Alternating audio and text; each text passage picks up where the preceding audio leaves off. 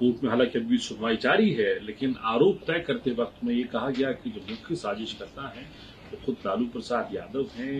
और 420 की जो आईपीसी की धारा है उसके तहत ये सारी कार्रवाई चल रही है। हालांकि पूरी प्रोनाउंसमेंट अभी नहीं हुई है, लेकिन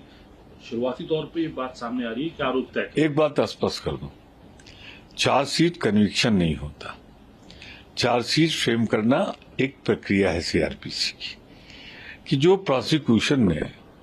एविडेंस दी है उसमें प्रथम दृष्टया उनको लगता है कि इस पे उन्हें और मौका दिया जाए,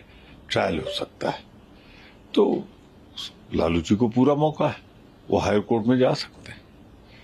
मैं जहां तक समझता हूं कि पूरी चार्जशीट आ जाए, उसे पढ़ लेने के बाद ही उस पर कोई प्रतिक्रिया दी जा सकती। पर टाइमिंग फिर दोहराता हूं, नामांकन की प्रक्रिया चल रही,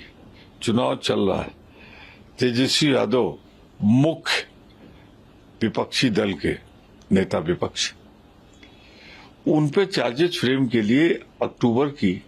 13 तारीख चुनी गई है, जबकि प्रचार शुरू हो रहा है। अभी तो कुछ कहना इस पे जल्दबाजी होगी, लेकिन टाइमिंग के बारे में मेरा साफ दृष्टिकोण है, न्यायालय के प्रति पूर्ण सम्मान व्यक्त करते हुए, कि इसकी टाइमिंग को लेकर मुझे शिकायत है। सर, इसके अलावा जो करूर में जो भगदड़ मची थी, कई लोग 41 लोगों की उसमें जो मौत हो गई थी, अब उसको सुप्रीम कोर्ट ने ऑर्डर किया है कि वहां सीबीआई जांच होगी और एक रिटायर्ड जस्टिस जो है सुप्रीम कोर्ट के 3 मेंबर्स की कमेटी है, वो उसको हेड करेंगे, उनकी निगरानी में। ठीक है, एक भयंकर घटना है। जिस तरीके से उनका रोल भी रहा है करूर में, जिनके लिए भीड़ आई थी कि भीड़ रुकने का इंतजार करो, लोग उनको देखना चाह रहे थे, विलम्ब हो रहा था, विलम्ब किया जा रहा था, और जो उन्होंने परमिशन ली थी, जितने की ली थी, उससे कई गुना इकट्ठा किया, तो सुप्रीम कोर्ट ने ठीक निर्णय लिया है। और राज्य सरकार भी यही चाहती थी कि इनको जवाबदेही तो हो इनकी, तो उन्होंने एक जुडिशियल जज भी बैठा ली है रिटायर्ड जज के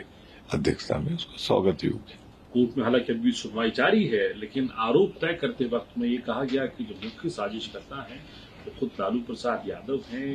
और 420 की जो आईपीसी की धारा है उसके तहत ये सारी कार्रवाई चल रही है। हालांकि पूरी प्रोनाउंसमेंट अभी नहीं हुई है, लेकिन शुरुआती तौर पे ये बात सामने आ रही है कि आरोप तय। एक बात स्पष्ट कर दूं, चार्जशीट कन्विक्शन नहीं होता। चार्जशीट फ्रेम करना एक प्रक्रिया है सीआरपीसी की, कि जो प्रोसिक्यूशन ने एविडेंस दी है उसमें प्रथम दृष्टया उनको लगता है कि इस पे उन्हें और मौका दिया जाए, ट्रायल हो सकता है, तो लालू जी को पूरा मौका है, वो हायर कोर्ट में जा सकते हैं। मैं जहां तक समझता हूं कि पूरी चार्जशीट आ जाए, उसे पढ़ लेने के बाद ही उस पर कोई प्रतिक्रिया दी जा सकती। पर टाइमिंग फिर दोहराता हूं, नामांकन की प्रक्रिया चल रही, चुनाव चल रहा है, तेजस्वी यादव मुख्य विपक्षी दल के नेता विपक्ष, उन पे चार्जेस फ्रेम के लिए अक्टूबर की 13 तारीख चुनी गई है, जबकि प्रचार शुरू हो रहा है। अभी तो कुछ कहना इस पे जल्दबाजी होगी, लेकिन टाइमिंग के बारे में मेरा साफ दृष्टिकोण है, न्यायालय के प्रति पूर्ण सम्मान व्यक्त करते हुए, कि इसकी टाइमिंग को लेकर मुझे शिकायत है। सर, इसके अलावा जो करूर में जो भगदड़ मची थी, कई लोग 41 लोगों की उसमें जो मौत हो गई थी,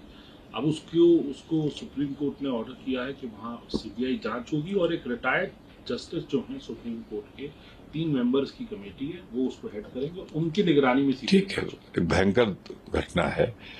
जिस तरीके से उनका रोल भी रहा है करूर में, जिनके लिए भीड़ आई थी कि भीड़ रुकने का इंतजार करो, लोग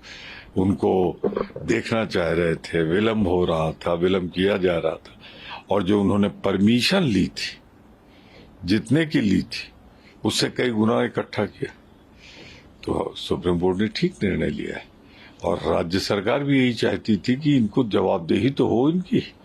तो उन्होंने एक जुडिशियल जज भी बैठा ली है रिटायर्ड जज के अध्यक्षता में, उसका स्वागत ही होगी।